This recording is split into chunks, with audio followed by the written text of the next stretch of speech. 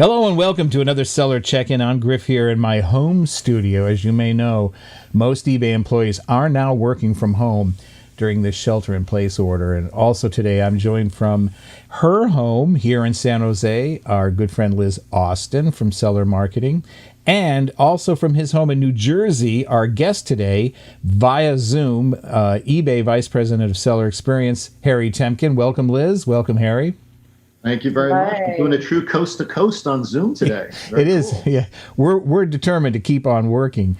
So, yeah, I'm glad you could join us today. As you can tell, some of us are using virtual screens. If you're looking on the video, and it's excuse sometimes you'll see my arm disappear, but look, like it did there. So we'll make sure that doesn't happen.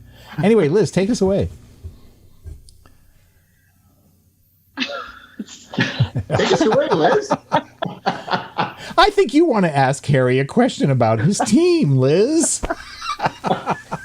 Oh, nothing like putting me on the spot, Griff. Thanks very much. It makes this so much fun. I know.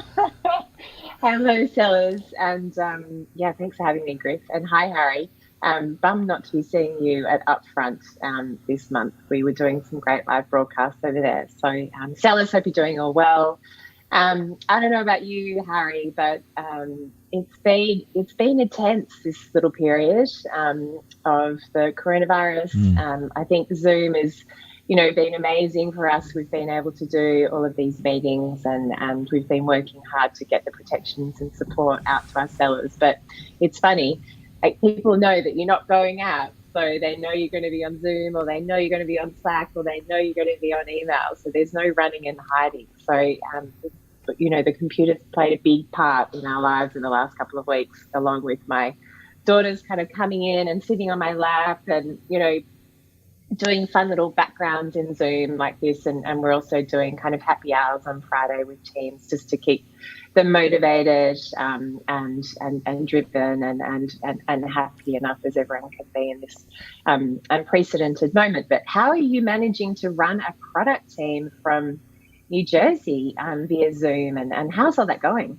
Yeah, I mean, it's pretty incredible. And as you know, Mike Catone, our head of product management, also is here in New Jersey with me. And then most of the team is in San Jose, but we have teams, all through the West Coast, all the way up into Portland and up in Toronto, in Israel. So we're really all over the world. And, a lot of times we've been accustomed to using what we used to call the VMR, our old system, now Zoom. But obviously, even more so, everybody is now doing it from their homes. And, we've enjoyed welcoming new members to our staff, lots of little kids joining in our meetings, or dogs, cats, lots of pets barking in the background.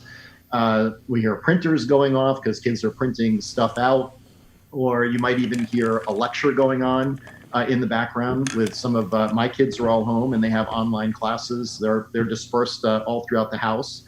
But it's been incredible. I think people have transitioned to it incredibly well. And, we've already we're super relaxed as it is. So the fact that kids are partaking in the meetings has just become the norm. And, I think it's a credit to the team to watch them continue to develop and get things out on time, even in some cases to what we call switch the rail.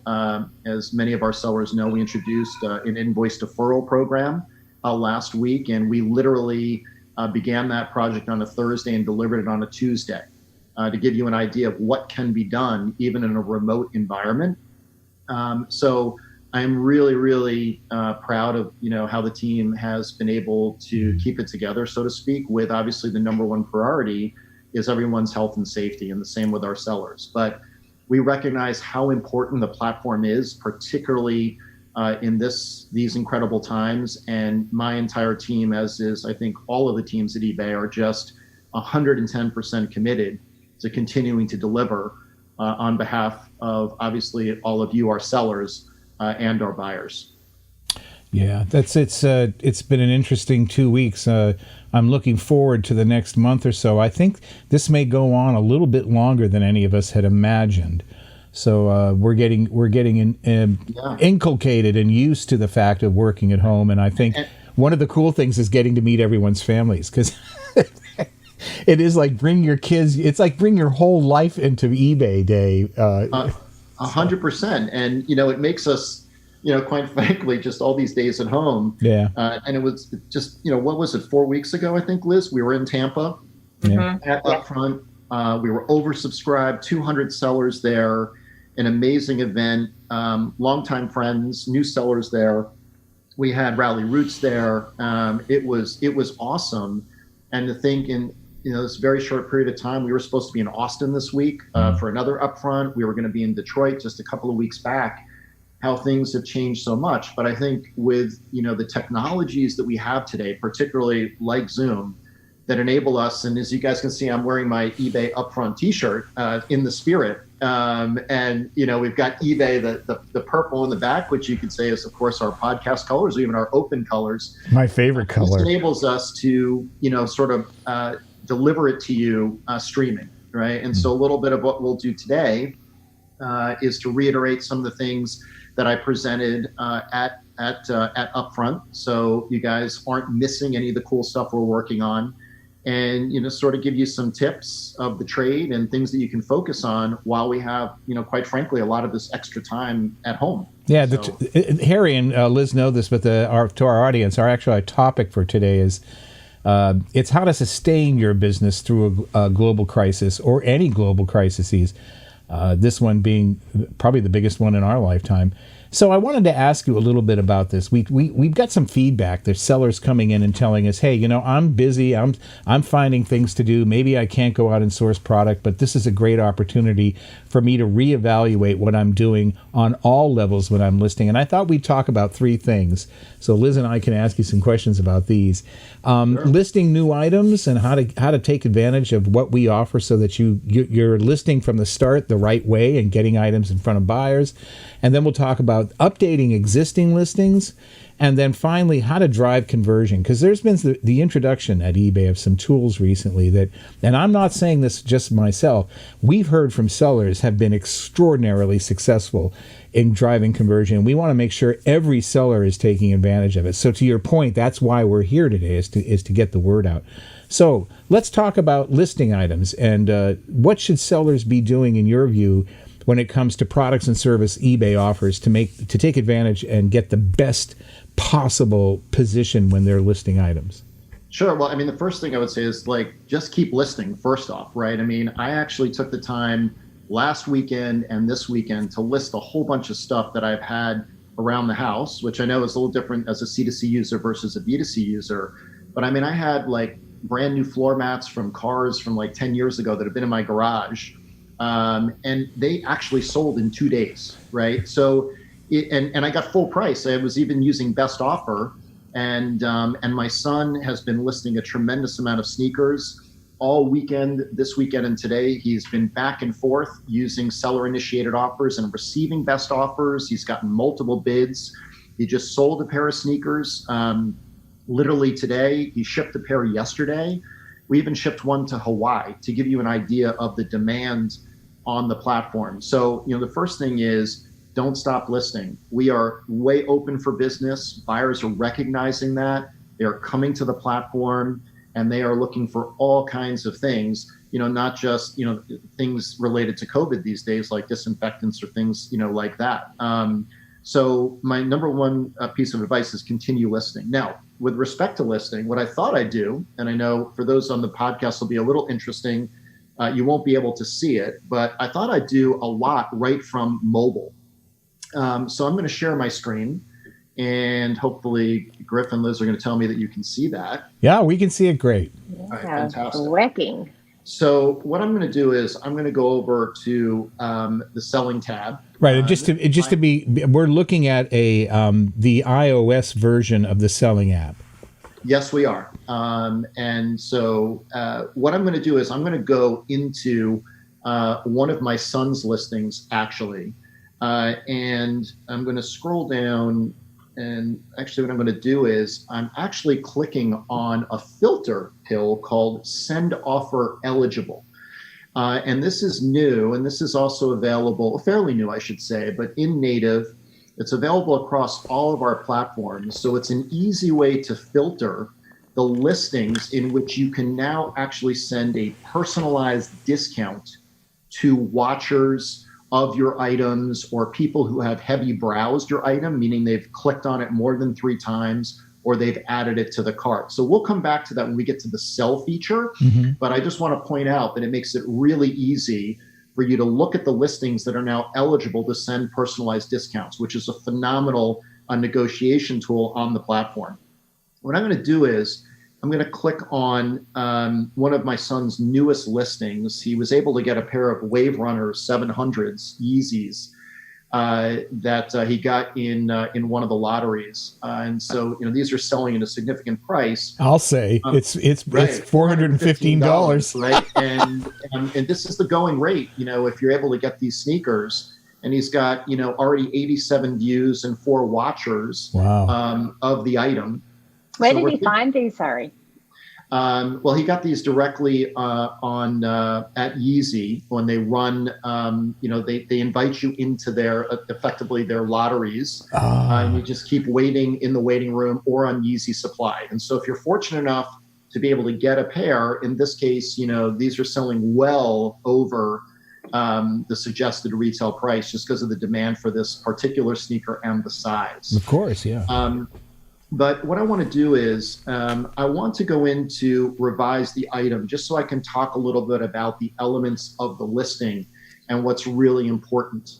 So when you're listing, obviously photos are really key, and you want to use pretty much 12 photos or almost as many photos you can get, up to the 12 that are allowed, and to take various angles. And if you look at my son's pictures, he literally takes pictures from, again, all of the angles, the top of the sneakers, the sides of the sneakers, the sole. This enables a buyer, 1, to know that you've got the product, and 2, to really be able to authenticate it because of all the various ways that you're taking a picture. The more pictures that you take of your listing, the better a buyer gets a feel for the product you're selling, the condition of it, and just the ability to really look at it in close detail. The second thing that's really important is the construction of your title, okay? The way that your listing is indexed in search ultimately is your title and your item specifics. And we'll talk about the importance of item specifics in a moment. But when you're building your title, it's key to have the right words in there. You don't want to stuff your title, although you do want to use the maximum 80 characters that are available to you.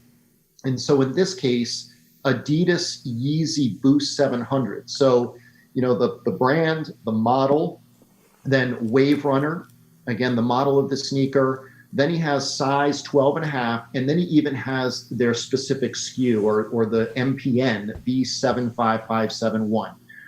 These are all the various ways, right, that a buyer is looking for your product. And by putting size in the title, the buyer also knows that they don't have to sort of click into the view item card to make sure it's the size that they're looking for.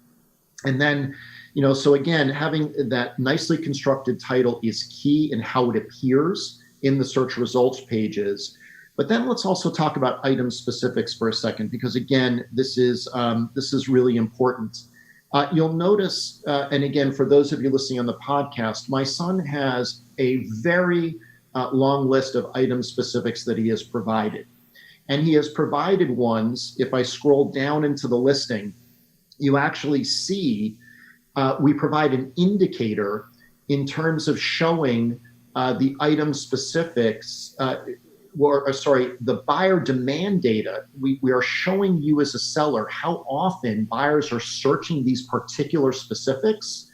And you can see that based on the number my son has given, 32 million recent searches. So just think about that for a second. Because he's provided all of these additional item specifics, it's effectively making the listing more eligible to the way buyers are searching. And Harry, can you zoom back up again and let's just talk about, or just mention each one of the item specifics that's being displayed right now on the iOS mobile app for this listing. So he's making, brand is an item specific, color, the shoe size, and that is super, super important. Oh, yes. Also provided here, and I'm going to come back to why that is in a moment.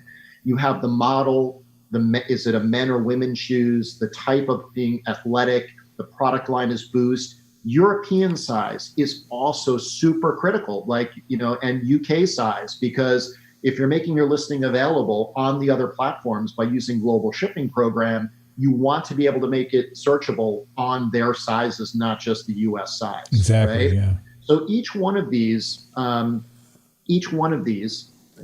sorry, let me just pull back in here.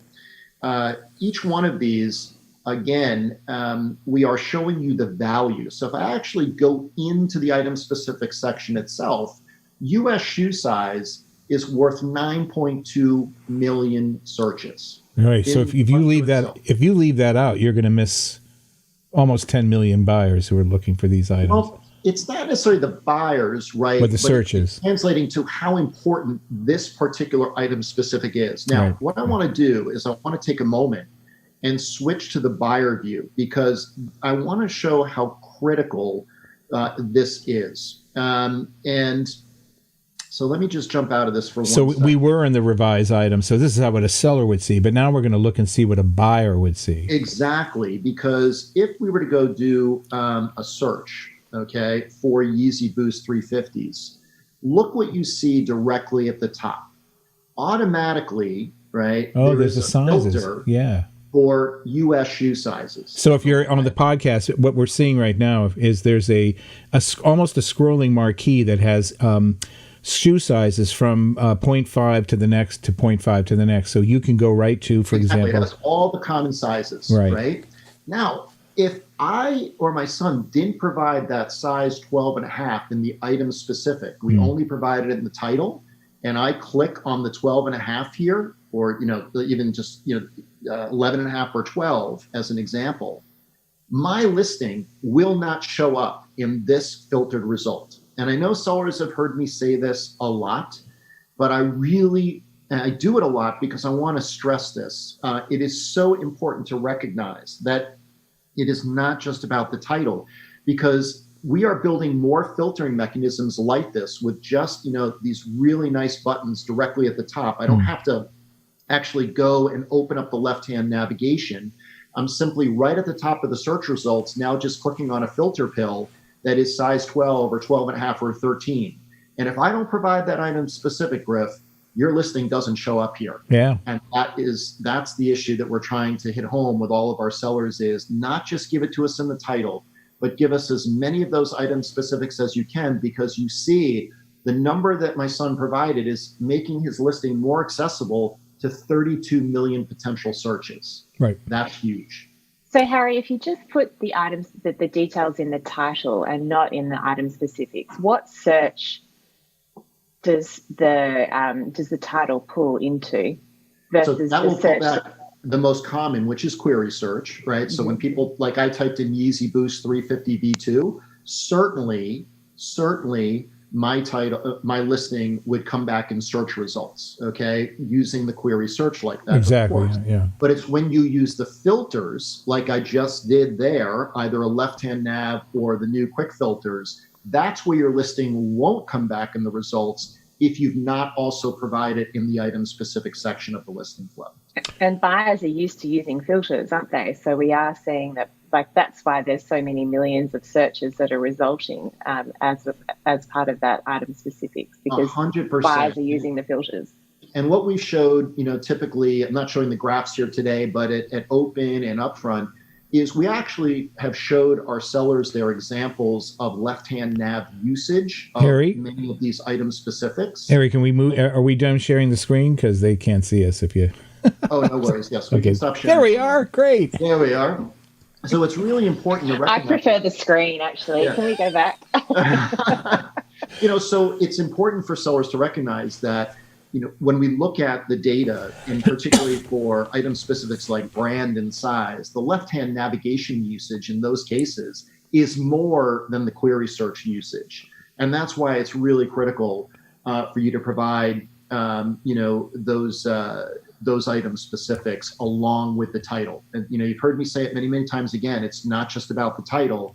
It's about title and item specifics. And also just thinking about, going beyond left-hand nav, but when we build product result pages where we cluster products together, or what we call, where we call things like browse nodes, or we're showing related products as part of a listing on a view item card, all of those types of constructs are ultimately based on item specifics. So if you really want to make your listing available in almost every respect, every type of construct that we build to bring products together, or search results or filtered results, you want to give us item specifics. It's really, really important.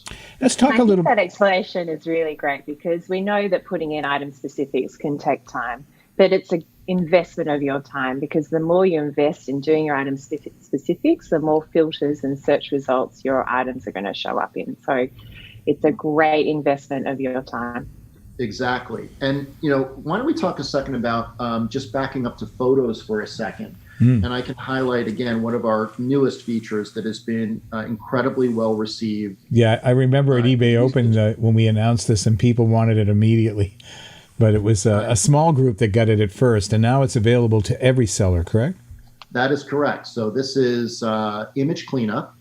And image cleanup is now available both on Android and iOS. Yay! And so I'm now back showing for our podcast listeners the iOS eBay app. And I'm on the selling page, and I'm going to click on my unsold items. And I have 2 here. And I'm going to start off with this Anthropologie women's pink rose embroidered blouse. And you'll notice that if I go to relist the item here, okay, this was an ended item, I'm going to go into my pictures. And when I click on the pictures, the title photo, which is just the blouse sitting on a very old kind of gray white blanket that we use, which doesn't look very good. Yeah, I was going to say, right? This is not a very pretty picture, Tony. Exactly. Harry, sorry. And you'll notice right away a little pop-up came up that said, "Would you like to remove the background?" Yes, please. And so I'm going to click on that, and it's going to say, go ahead and frame the item. It's ready to roll, actually, as is. So we're going to hit continue, and bang. Yeah, that looks a lot better. Look at that. Look how awesome. And again, for those of you on the podcast, you'll have to come to YouTube to see this. But as Griff just got excited about, you can see that it literally eliminated in perfect ways. And you can see the shape of this is by no means just rectangular or a perfect circle. Yeah. It cleaned it up perfectly. It's a lot more professional looking right now than it was before. Yeah. And this is so important when you're using this as your title photo.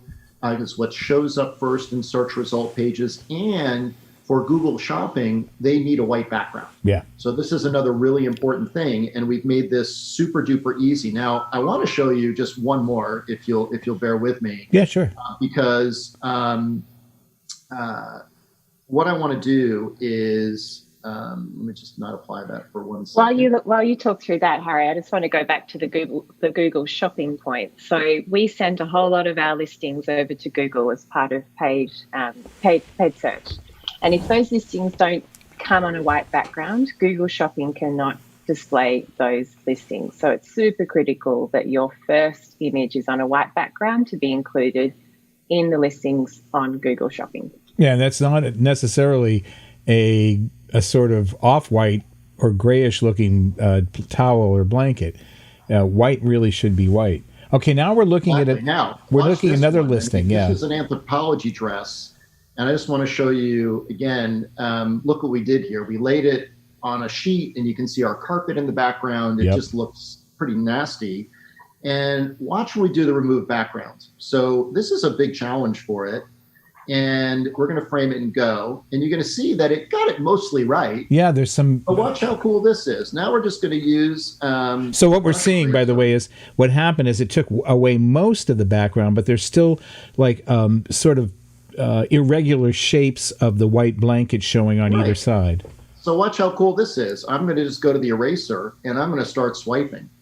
And look how easy it is to kind of remove... Oh, yeah, that was pretty cool. All the rest of the gray.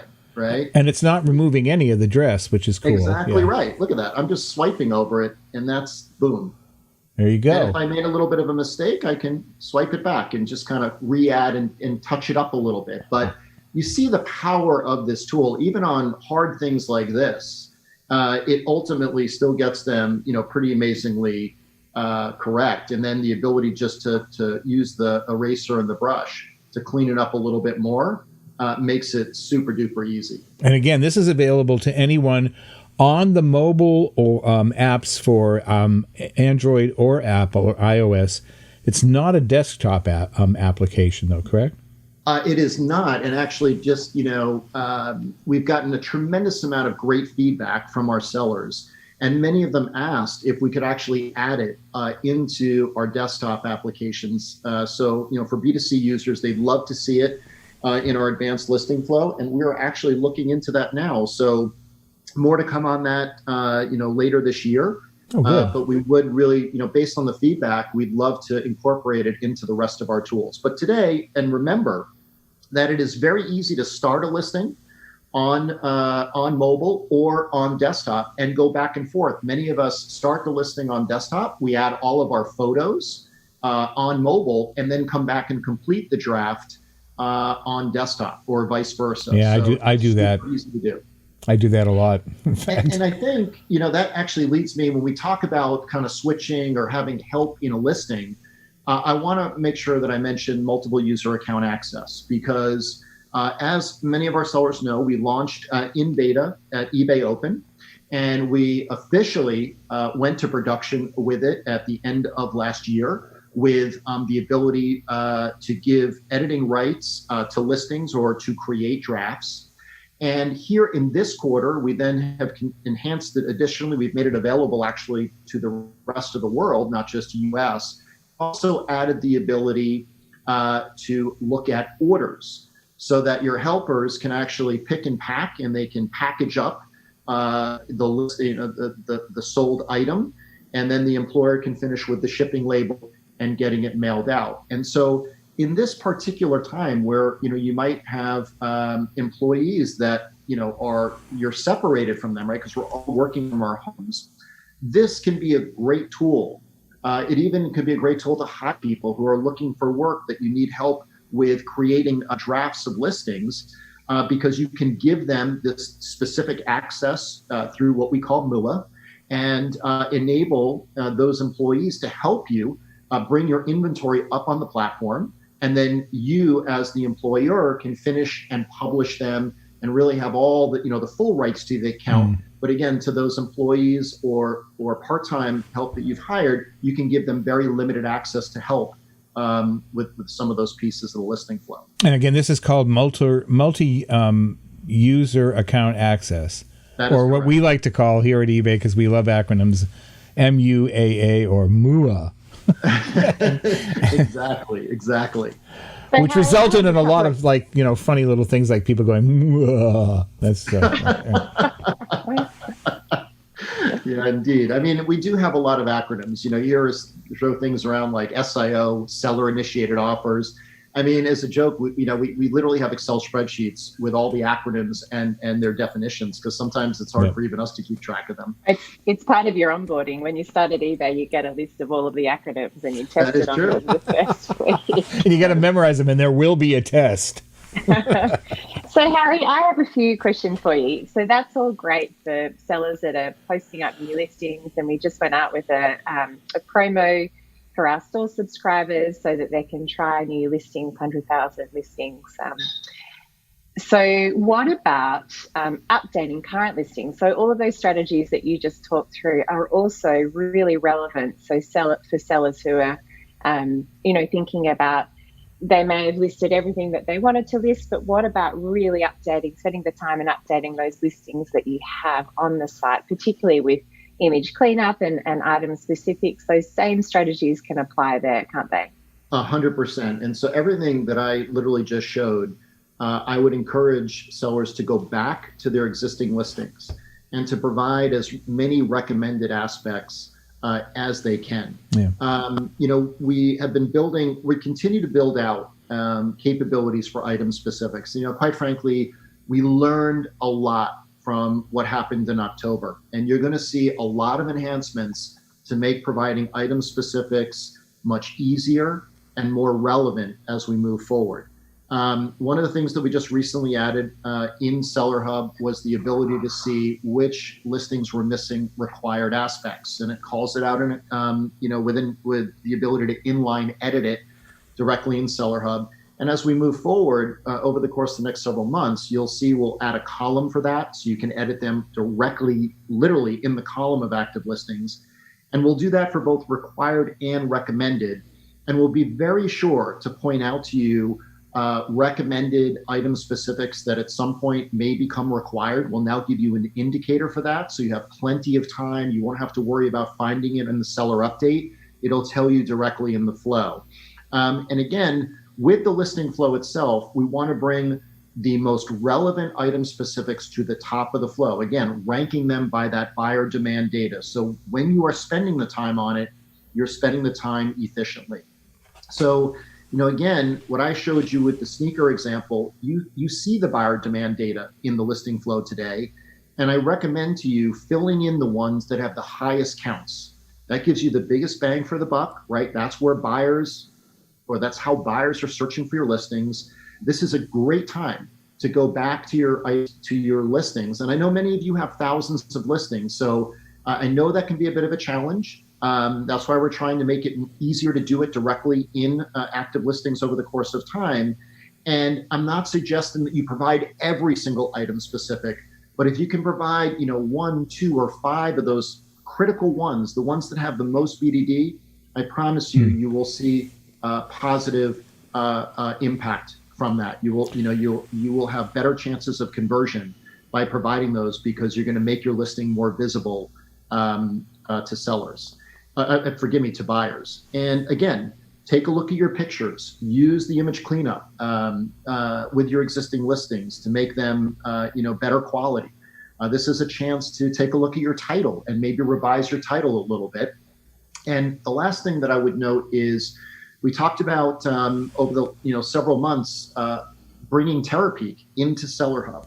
So now you have the full capabilities of Terapeak directly in Seller Hub. And this is a great opportunity to also potentially look at your price, to look at competitive prices within Terapeak. And this week, Terapeak will also include active listings. So not only can you see historical listings for the last year, but also current active listings. So you really can do top-notch analytics in determining the best price to list your inventory at.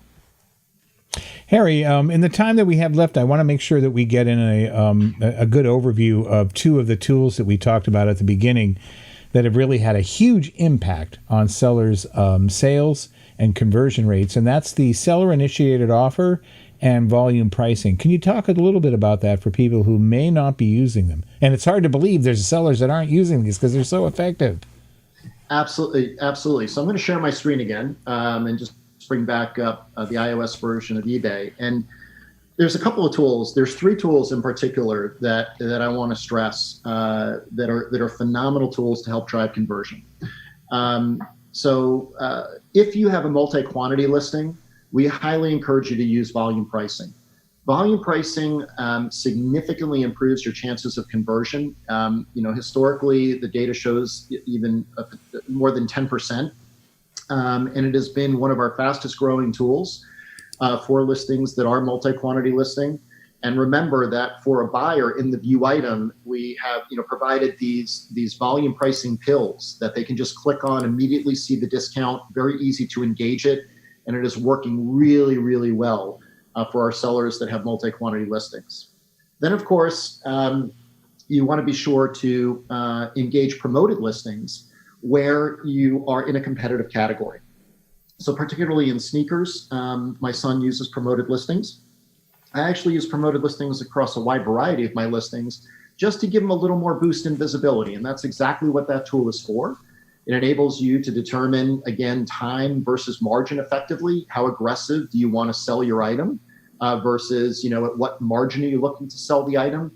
And that's the beauty of promoted listings, is it gives you that flexibility to determine how much do you want to, put in to spend on PL and to drive its promotion in search results. And then finally is, again, alongside of VP, one of our fastest growing tools in the negotiation space, SIO, otherwise known as seller initiated offers, or in some cases, offers to buyers. And here again, in mobile, you will see that I have 4 listings that are eligible to send offers to buyers. And even before I do that, I just want to show you in my eBay, my messages, because I want you to see what it looks like to the buyer. This was a seller-initiated offer sent to my son who was interested in this particular pair of sneakers. And the subject header says, special limited time, 11% discount on Nike Lunar TR1 Oregon Ducks. So you are getting this personalized discount. It draws in the buyer, says you're getting this 11% discount, act quickly because other buyers have been sent this offer as well. And let me tell you, it is a phenomenal tool. We're seeing well over 1.5 million offers sent per day using this tool by our sellers. So again, I wanted to give you an opportunity to see what it looks like to your buyer, and now what it looks like when you send them. So here, again, an easy filter. I clicked on the send offer to buyers. This is also available in Seller Hub. And it's giving me just the list of items that are eligible to send that initiated offer. And again, the way they're eligible is either someone is watching it, someone has heavy browsed it, or someone has added it to their cart but is not checked out. And so if I were to click on, say, just this Snow White video, I sell a lot of videotapes, and maybe I want to send the offer for $1.50. Again, it's a $2 videotape, just as the example here. I can add a message to it if I want to, and adding a message significantly helps in the negotiation. It makes it more personalized. But I'm going to say a review offer, and then as you can see, it's good for 48 hours, and it submits it to, in this case, the one interested buyer. Wait a minute. And as noted, you're not going to submit this. Negotiation tools have been a big conversion driver. Whether you use best offer on your listing, where that allows buyers to make an offer on your listing, or in reverse, you're using initiated offers to send an offer to a buyer, they significantly help, as I said, in driving conversion of your listing. A really, really great tool, and we continue to build this tool out with more and more features over the course of the year. Yeah, I love this tool. I love both using it, but I also like getting the, like you just showed, the buyers, that what you see as a buyer. I get lots of these, and at first I thought, well, I may find these annoying. I don't, because it actually prompts me to buy something that I've either forgotten about, or now the offer is actually really effective, and the price is what I, at a point where I want to buy it. So these are really important tools to use. And I should have gone back to my messages. You would have seen all of the inbound and outbound offers, counter offers, and SIOs that my son has been engaged in this weekend. Like I said, he sold 2 pairs of sneakers this weekend, and in both cases, they were sold either because of best offer or because of seller initiated offer. And we also use promoted listings on them as well to give them a bit of boost in search. So we're really using all of these conversion driving tools. Well, Harry, I want to thank you, and I want to thank Liz for helping out with this. This has been really great information.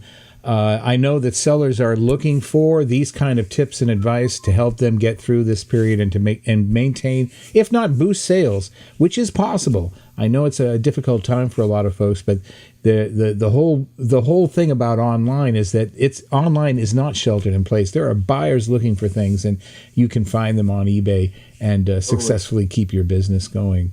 And look, I just say to our sellers, this is why we're here. We do it for all of you. The team is super duper committed.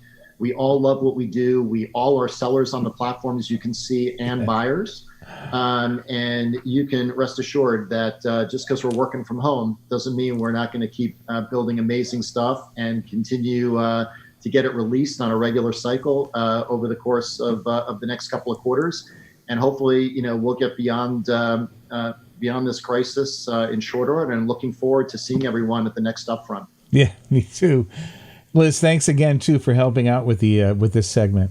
My pleasure. Thanks for having me. We've been talking with Liz Austin, my colleague from the seller marketing team at eBay, she's been helping out, and our discussion with Harry Temkin, who's the Vice President of Seller Experience, about how you can sustain and I believe even grow and boost your business through this particular global crisis. We'll be back with another seller check-in a week from now, so stay tuned and thank you for listening.